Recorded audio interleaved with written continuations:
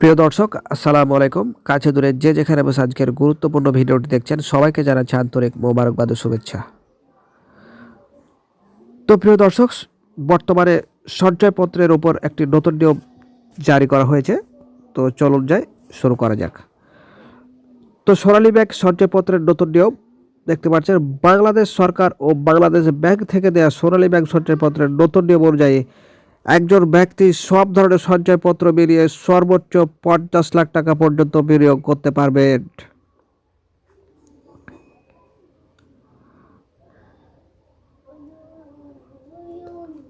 এক্ষেত্রে 3 মাস অন্তর মুনাফা ভিত্তিক সঞ্চয়পত্র এবং 5 বছর মেয়াদী সঞ্চয়পত্র স্কিমে 30 লাখ টাকার বেশি কিনতে পারবেন না।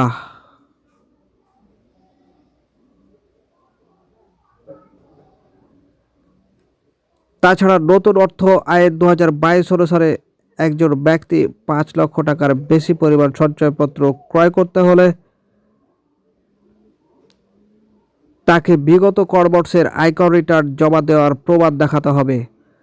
তবে 5 লক্ষ টাকার কম সঞ্চয়পত্র ক্রয়ে টিন সার্টিফিকেট বা আয়কর রিটার্নের কোনো কাগজপত্র দেখাতে হবে না।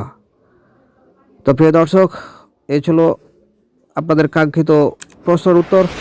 দেখা হবে পরবর্তীতে নতুন কোনো গুরুত্বপূর্ণ ভিডিও নিয়ে। সে পর্যন্ত সবাই ভালো থাকবেন। ভিডিওটি যদি ভালো লাগে একটি লাইক করবেন এবং পরবর্তী ভিডিও সবার আগে পেতে চ্যানেলটি সাবস্ক্রাইব করে আমাদের সাথে থাকবেন। আল্লাহ হাফেজ।